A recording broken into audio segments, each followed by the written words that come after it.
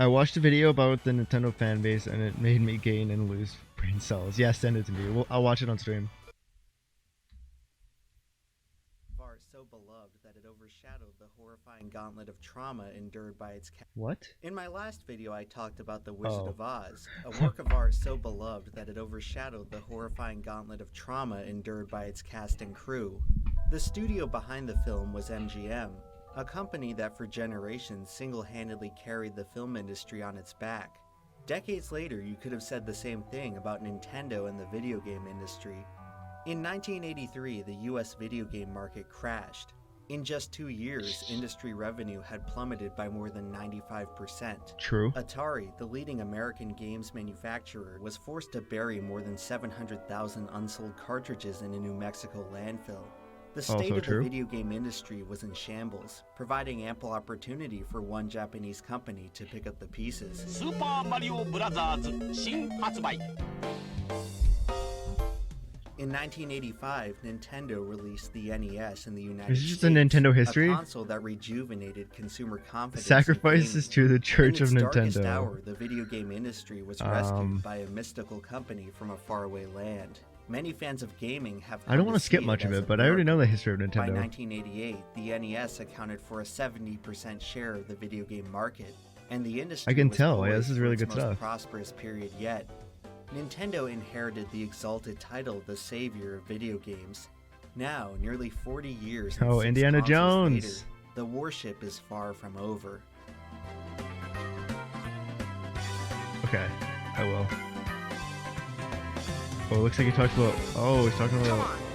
Okay. Where are we going? Competitiveness was intimidating new players. Considering that Melee was the best-selling game on its system, it's tough to justify that wave dashing had any effect on casual players' reception towards the franchise. True. Across all of gaming, it's very unusual for the skill ceiling of a game to actually affect the enjoyment of new players. Even games as simple as Tetris and chess see highly competitive top players utilizing extremely advanced strategy, yet they remain two of the most played games in history. In Melee, the competitive community at the time only represented a minuscule fraction of the total players, and it's very likely that the vast majority of Nintendo's customers didn't even know they existed. On the right. The company's insistence on specifically punishing competitive play is truly Imagine bizarre, bringing that to a and possibly Melee unprecedented tournament among the entire industry. Alright guys, I'm ready. Dynamic I'm ready to play. and nuanced play was sacrificed to appease the casual player base who Holy in all shit. likelihood McDonald's would have still console, enjoyed McDonald's the game console. regardless. Removing competitive techniques from future titles is one thing, but deliberately sabotaging competitors from enjoying an existing game is a whole other level of petty. MLG's original run with Melee ended after 2006, but it was originally supposed to continue into 2007 and beyond.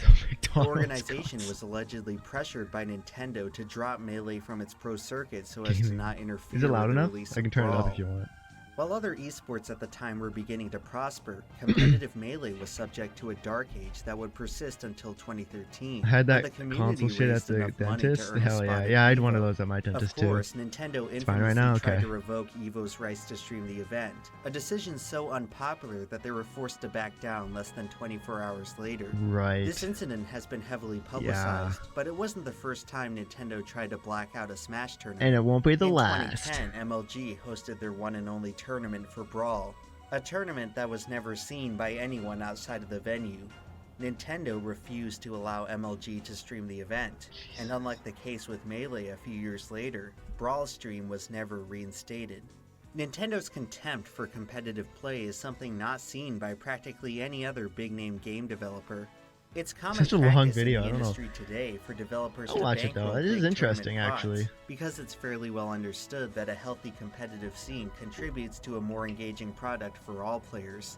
While competitors in most esports bask in $100,000 prize That's me when I pools, become a 1K Smash Andy. players have to act graciously for simply being allowed to play at all. Nintendo is not just indifferent to competitive Smash. Oftentimes, they are actively malicious. 2013 saw the release of Project M, a modded version of Brawl which combined its existing roster with Melee's mechanics. Over the next couple of years, Project M tournaments grew in popularity to be on par with Melee in viewership and attendance. Holy shit, that Then, loop at just the end got of destroyed. 2015, the mod was suddenly and mysteriously abandoned by both developers Yeah, and rip tournament PM, organizers. fuck. Years later, it was revealed that at the time, Nintendo was toying around with sponsoring an official Beach competitive box. circuit, Let's go. but mandated that Project M be discarded before moving forward. Despite support from major entities like Twitch and Red Bull, Nintendo strung the community along for 3 years before dumping the prospect altogether upon the release of Smash Ultimate. Smash would never end up getting an official pro circuit, and Project M was sacrificed for nothing. By the beginning of 2020, the Smash community had finally secured enough funds to arrange their own competitive circuit independent of Nintendo. But well, some things are just never meant to work out. Even amidst the depths of the pandemic, the passion for competitive Smash still persisted through online tournaments. But even then, Nintendo had to rear its head and punish a community who had everything else taken from them. The Big House 2020 was cancelled because online play necessitated the use of a modded version of Melee run on an emulator. Yep. And so, the players of Melee were stripped of their last solitary means of competition. What more can you take away from me? The Smash community is generally not well liked by the majority of observers. Last year's firestorm of allegations and controversy among top community figures certainly didn't help. The public's perception of the esport has likely been tarnished beyond repair, and many people remain adamantly unsympathetic over the plight of competitive Smash. However, understanding Nintendo's treatment of its esports competitors provides us with insight into how they tend to respond to any conflict of interest with their fans. Even back in the days of MLG, what Nintendo did to the Smash community set the tone for how they would treat their most diehard supporters moving forward. Release the hounds. As time marches on, video game hardware gradually degrades and stops functioning. Among would-be players, hardware deterioration creates an issue of accessibility. For many, the solution to this issue lies in emulation, and no company despises emulation more than Nintendo. This is illegal, you know. There's a prevailing misconception among the general public that emulating games in and of itself is illegal. However, a series of court decisions during the 90s and early 2000s ruled that the act of emulation is totally permissible by law, upholding that video game companies are not entitled to a monopoly. Where the legal issues arise is the distribution of digital game files, which does fall into the realm of infringement. What's up? The YouTuber Nero made a trilogy of videos discussing everything you need to know about emulation, which I highly recommend watching in order to gain a full understanding of the situation. But to summarize, a substantial portion of ROM sharing is done so out of necessity, by people who have no other means of obtaining games through legitimate methods. Obscurity, rights issues, and region locking make some titles remarkably difficult to acquire. When consumers are willing and able to pay for a product, it's up to existing services to fulfill those needs. When services fail to offer desired products, consumers have no choice but to obtain them through piracy or other black market means.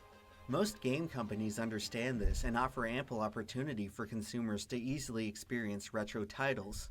Nintendo, on the other hand, despite being the most adamantly outspoken about emulation as theft, is noticeably lacking in providing any legal alternative to many I love Nero titles. too. He makes great Nintendo's videos. online retro libraries release games at a snail's pace, and by the time a console reaches the end of its lifespan, its existing library becomes unavailable, forcing consumers that was a to sad restart their day. digital Holy collection fuck. on the following system. This process creates sizable I regret lapse not periods buying where games on the would-be customers are unable to the access Wii their shop favorite retro like before games. it closed. Even Like I have a couple on my Wii, dedicated but I should have retro stocked hardware up. like the NES Classic suffered notorious supply shortages. Many have inferred that restricting their supply of classic games is a deliberate strategy by Nintendo to artificially drive up demand. To make matters worse, Nintendo's official retro experience tends to lack many of the basic features that were available on emulators as far back as the 90s. Perhaps if the company spent as much effort improving their own retro offerings as they do litigating the passionate fans who make better alternatives, there wouldn't be as much of an underground market to litigate. Market is not even an accurate term, considering how practically all ROMs and emulators are distributed with no intention of earning revenue. But that doesn't stop Nintendo from videos that suing do many this of research these very people well for are millions of dollars usually that really they well, never made. are usually It's really widely good. Like this understood one, among like I can copyright already tell experts that this that guy ROM just libraries devoted such as most of his console life, classics are or perfectly devoted legal, a very long since they time to lend make out this a video, limited and supply of ROMs that paid each off because correspond it's to really a good, physical really well copy made. that they own. However, despite taking every precaution they could, console classics still had to deal with Nintendo's bullying and intimidation. The Emularity Games library notably excludes Nintendo games from their collection because of the company's cutthroat reputation. The exclusion serves as a stark reminder. I didn't mean to say devote most of his life. I meant to say devote a lot of time. I'm an idiot. Of how in the present day, Nintendo is the only But yeah, TLDR, this video is good. major game company belligerent enough to continue punishing emulation. And yes, Nintendo has the legal right to do so, just like smells like how something's music burning. companies have the legal right to ruin someone's life for downloading some songs off the internet. Longtime viewers of the channel know exactly what I think about the utter nonsense that is modern copyright legislation. So if you Before want the to videos convince goes me in, of cool. Nintendo's righteous virtue in this situation, you're gonna Video have to going justify in. it with something a bit more compelling than That's how the law works. That's how the law works. where Nintendo starts to enter truly egregious territories through its treatment of mods and fan games. I've already talked about the tragic downfall of Project M, but that was simply a drop in the bucket compared to the immense scale of Nintendo's warpath against fan-made projects. In Yikes. 2016, Nintendo issued cease and desist on over 500 fan games, 2 of which included the highly anticipated Pokemon Uranium and AM2R. Both of these projects represented a labor of love that took developers thousands of hours of their own free time to complete. Imagine working on something for so long, and then Nintendo's like, well, no, sorry. You can't just help but feel like you just wasted like a couple years these guys worked countless hours on these games, and just for Nintendo to sweep the rug on them and just be like, no, that has gotta sting on them. Like I feel for that. Like that's shitty as fuck. It's fucked. And Nintendo's response to all of that effort and talent was to stomp it into the dust. It may be tough to understand why Nintendo is so ruthless about guarding their intellectual property, but the answer can be found in the company's history. Back in the 80s, Nintendo made it their mission to undo the industry mistakes which led to the E.T.. crash. Consumers had lost faith in video games because the market had become flooded with low-quality cash grabs and bootlegs. Nintendo implemented their seal of quality as a necessary measure for consumers to distinguish their quality products from cheap knockoffs. Today, the industry has vastly changed, but Nintendo's primal fear of rogue imitators has never left them. It's a fear that can now be described as irrational and detrimental to the industry as a whole. Video games have long since surpassed film and music as the biggest entertainment industry in the world. Suffice to say, the gaming industry is no longer teetering on the brink of outright collapse from some teenager making a ROM hack. Since Nintendo's heyday, modding and fan-made adaptations have actually contributed to some of the most celebrated games of all time. Valve built their entire game library off a modded version of the Quake engine. Developer John Carmack released the source code for anyone to use, the fruits of which resulted in some of the most influential games of their era. Today, Valve has repaid the favor to the next generation of programmers who are allowed to buy and sell modded Valve games on their own platform. These days, it's safe to say that modding is not just an accepted part of the industry, but a necessity in innovating the genre as a whole. If John Carmack acted like Nintendo, the gaming industry would have been set back by years.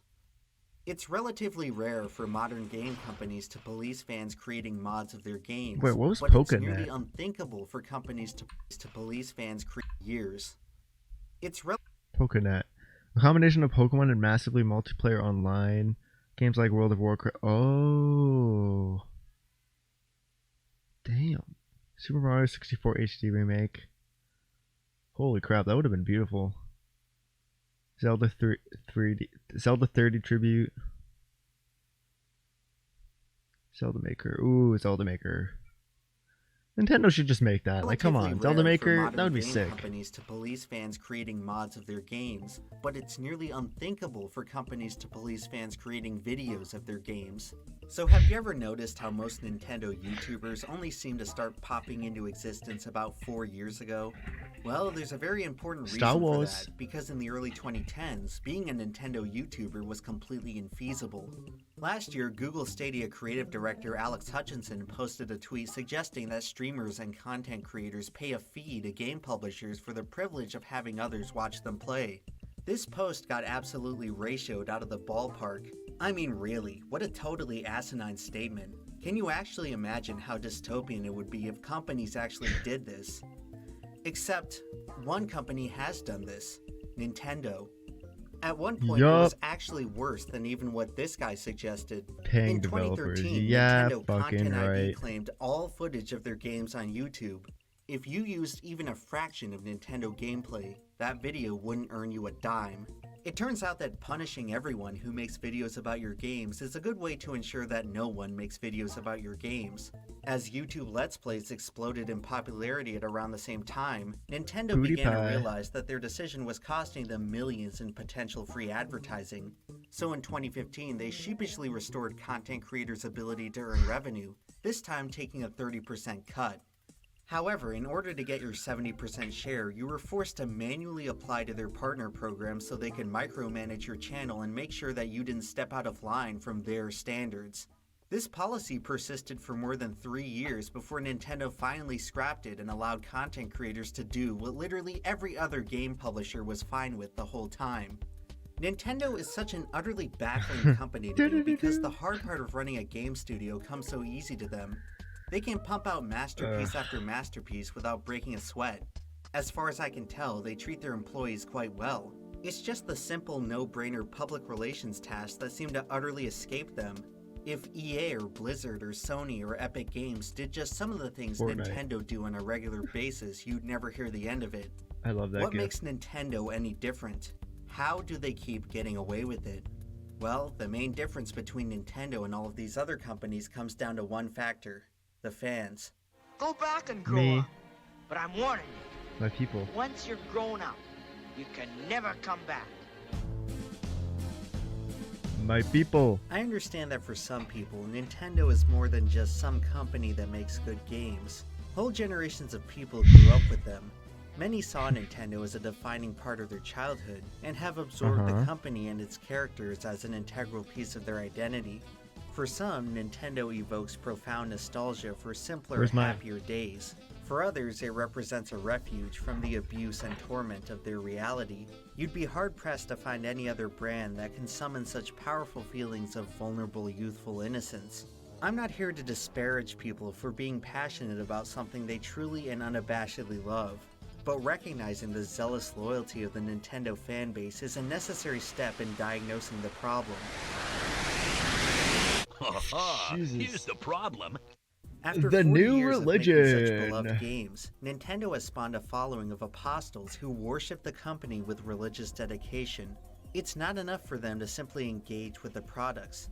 The most devout Nintendo fans have an obligation to make their faith known to all who encounter them. Such ardent loyalty to some faraway corporation is highly abnormal, and it leads to highly abnormal outcomes.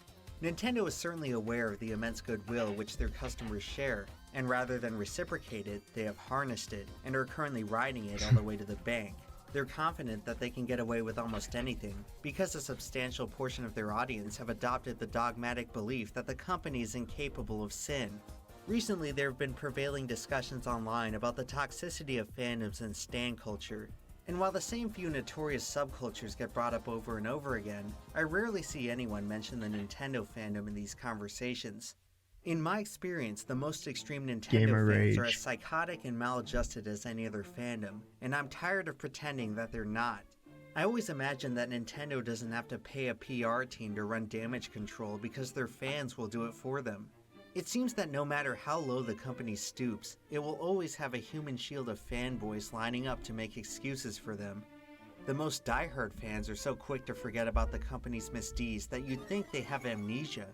At the end of last year, Nintendo got into some hot water. In the span of a few weeks, they shut down Melee's biggest online event, shut down a Splatoon tournament when those players stood in solidarity with the Melee players, Splatoon. and shut down the charitable sale of Joy-Cons honoring the late Etika. 3 days later, That was fucked up. That was fucked up. I still can't believe Nintendo fucking did that. That was so uncalled for. they unveiled Sephiroth in Ultimate, and all Sephiroth. the backlash magically disappeared. When I pointed this out on Twitter, I spent the next week getting bombarded with apoplectic responses of how much of an idiot I was for thinking that Nintendo fans would actually express displeasure to the company. Wow, what an awful take. How foolish of me. When have people ever protested a company's recent actions by pressing dislike on their totally unrelated YouTube videos? Well, actually... October 2019, Blizzard bans Hearthstone player Blitzchung for making pro-Hong Kong comments. Their subsequent unrelated YouTube videos are heavily disliked. November 2018, Fallout 76 launches as a buggy, unplayable disaster. Bethesda gets ratioed on unrelated videos. November 2017, EA reveals much-hated loot crates will be a part of Battlefront 2. Okay. August 26th. They removed the loot crates, guys. It's fine, okay? Stop hating on Battlefront 2. 16. No Man's Sky grossly underdelivers upon release. Ratio. Now Ratio, where did I Lamau. get this absolutely bonkers idea again? This baby is off the charts. I was never trying to argue that Jesus. spamming dislikes on developer videos is an effective means of instigating change. I'm not even arguing that it's justifiable. My point with all of this was that ratioing videos is a simple and direct way for consumers W. to publicly express their disapproval towards a company. And recent history shows us that this is the natural response to controversy in the gaming industry. The notable absence of dislikes on Nintendo's video after the controversy says to me that the backlash never really existed. All that hemming and hawing in the moment was superficial and couldn't have reflected anyone's true convictions. Because the second Nintendo jangled a shiny set of keys in front of the fans, everyone seemed to forgive and forget. The Nintendo Brigade was quick to jump down my throat to lecture me and seemed to... Yeah. Pretty much. Sephiroth in Smash? Everything is fine. forgive and forget. The Nintendo Brigade was quick to jump down The my internet throat forgets to about lecture everything me in like about 2 how days, a video so. posted to Nintendo's YouTube channel featuring a best-selling Nintendo franchise somehow exists irrespective to Nintendo as a business. Many try to make the complete non-sequitur argument that disliking a YouTube video is somehow equivalent to taking food off of Sakurai's dinner plate, with one person comparing Sakurai to a hapless Walmart employee. Okay, so that's how it's gonna be. Y'all wanna play? Ignoring the fact that this post isn't even directed at Sakurai, trying to frame him as an ignoring Sakurai has nothing to do with Nintendo shit executives making awful business decisions, and he's honestly the only thing right now that brings the hype every time he does something. I literally never suggested this, but let's talk about it. the fact that this post isn't even directed at Sakurai, trying to frame him as an independent bystander to the big bad legal team above him is painfully naive and factually wrong. So many people try to compartmentalize all of Nintendo's nasty practices as the work of just a few dastardly lawyers, in a desperate attempt to salvage the company's spotless image in their minds. This may come off as a newsflash to some of you, but every corporation has a legal department. Every corporation is confronted with threats to their intellectual property. Very few corporations choose to respond to these problems as viciously as Nintendo. Very few companies use mafioso tactics to harass and intimidate people who wound up on the wrong side of their terms of service. Very few companies rig their country's legal system. I just realized my gain was really low on my mic, so I think I made it a lot better. Okay. And their draconian I think. disregard for the public good runs a hell of a lot Anyways, deeper back than to the a couple video. of bad apples on their legal team. Every decision any company makes comes straight from the top. And as hard as it may be for some of you to believe, Sakurai is a hell of a lot closer to the top than the alternative. Lots of people try to obfuscate his role in the company by stipulating that he is not technically a Nintendo employee.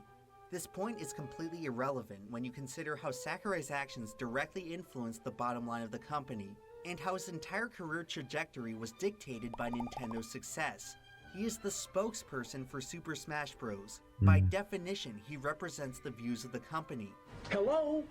Just like those oh-so-nefarious Hello? lawyers, it is his job to toe the company line. He oversaw two of Nintendo's flagship franchises for decades. He had the opportunity to Scratchy's make Smash staring at better for me. competitive What's up? players, and he didn't. He had the opportunity to speak out against Nintendo's increasingly slimy business decisions, and he didn't.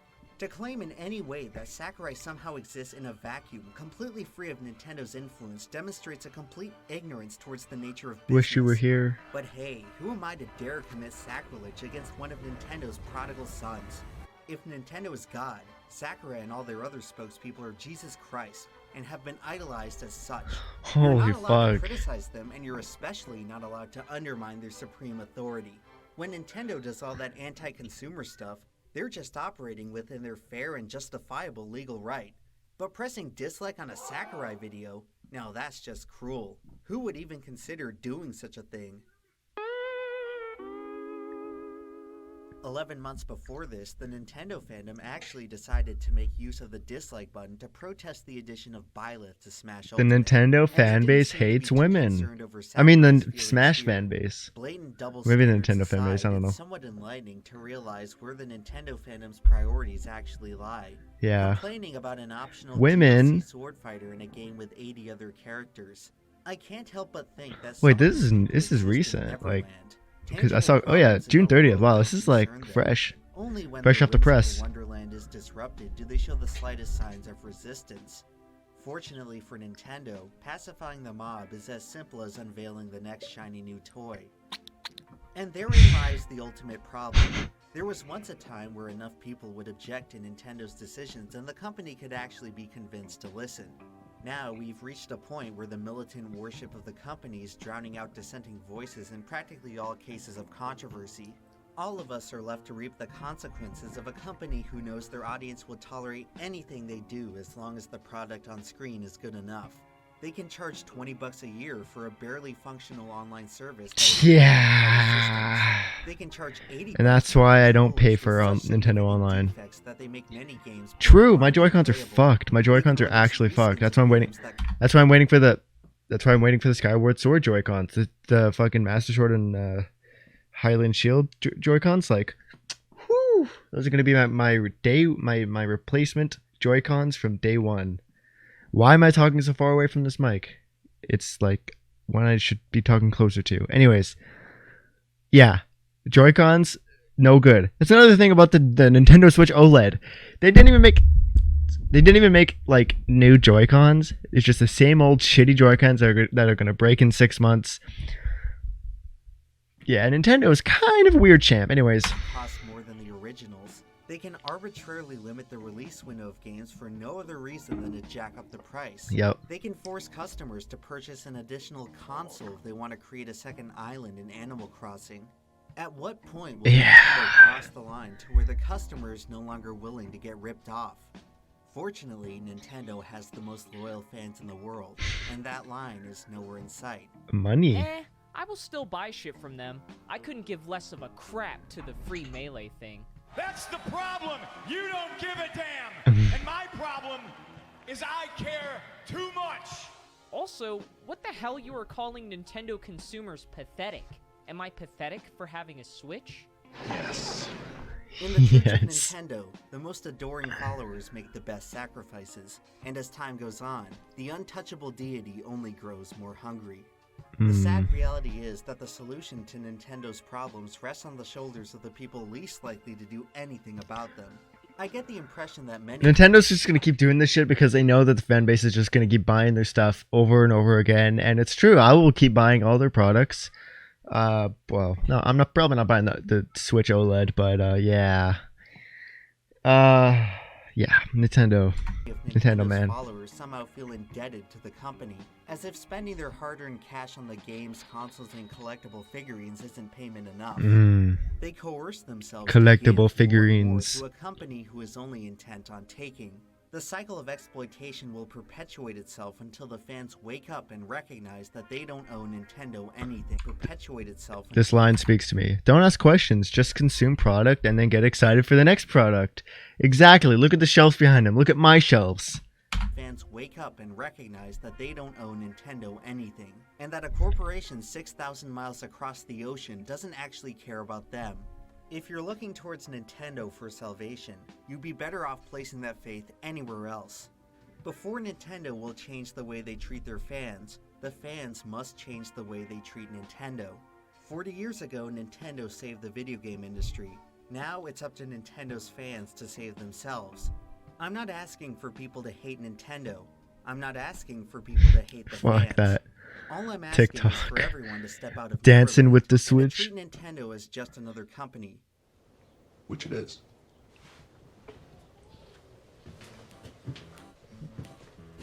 Yeah. That was a good video. Thanks, Hydrus, for suggesting that. I like that. I'm going to give that a thumbs up. The sacrifices to the Church of Nintendo. Yeah, I was very insightful. He definitely did a lot of research to the whole thing, to the whole video, and yeah, it was good.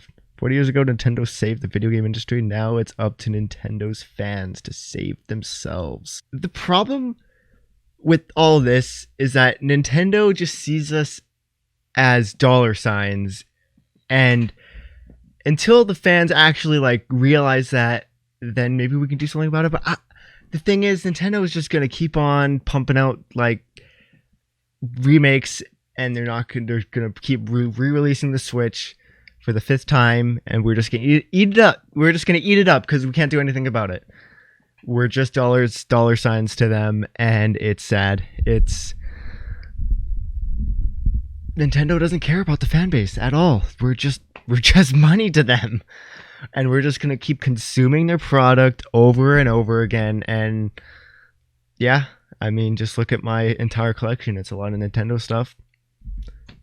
I'm their dollar sign. I'm their next paycheck.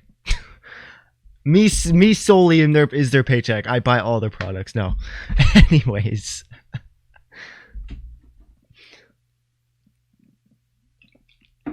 Yeah, that's my take on it.